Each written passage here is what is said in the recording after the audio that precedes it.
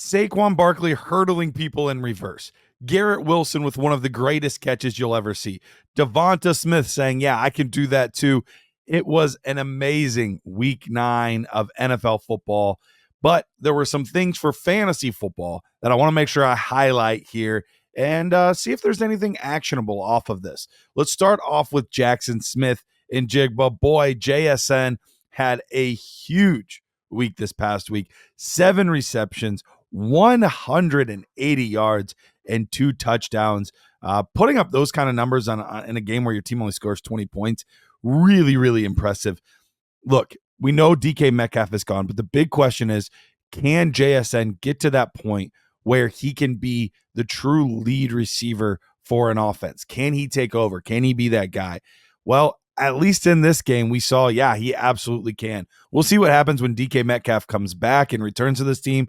But in the short term, this is pretty impressive what he was able to do against the LA Rams. So something to monitor, something to keep an eye on, but maybe the JSN breakout is happening right before our eyes. Bryce Young back in the fold.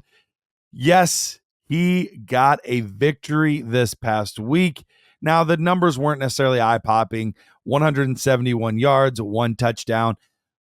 For me, what I'm doing with this is I'm looking at this and saying, this may have cracked open a small, and it's not going to get a huge return, but this might have opened a small sell window where somebody says, okay, it looks like maybe Bryce Young, they're going to let him try to see what he can do the rest of the year now.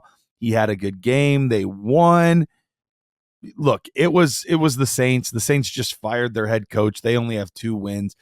I'm not putting much stock in this, but if this gave a small boost in my opportunity to sell Bryce Young in Dynasty, that's exactly what I'm going to do.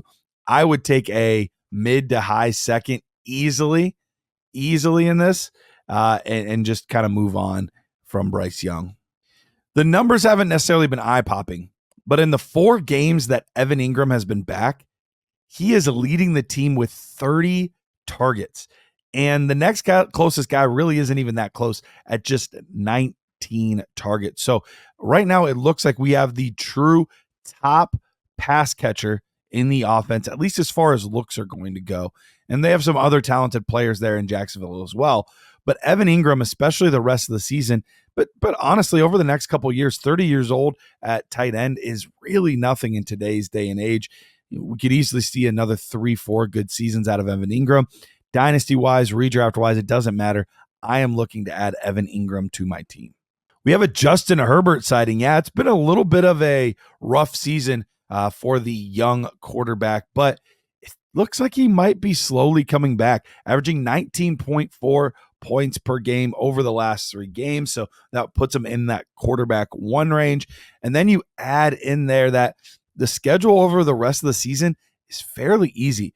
Only 2 difficult games left against teams that play well against the quarterback. All the rest of them are below average. So he's going to be able to have an opportunity to put up a decent amount of fantasy points. We're seeing guys like Quentin Johnston and Ladd McConkey come along, be a little bit more reliable for fantasy football. So for me, I think this is the right time to come in and get a guy like Justin Herbert. Man, talk about some splits here. In 4 games for Achane with Tua, averaging nearly 28 points per game at 27.8. He has been an absolute monster.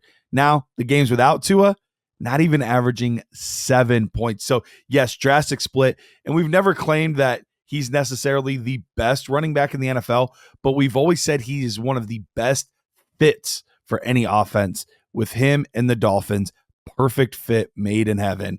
So, Achane, assuming Tua can stay healthy, he is going to be an absolute monster. We're talking rest of the season. He's going to continue to be a top 5 running back once Tua's been back.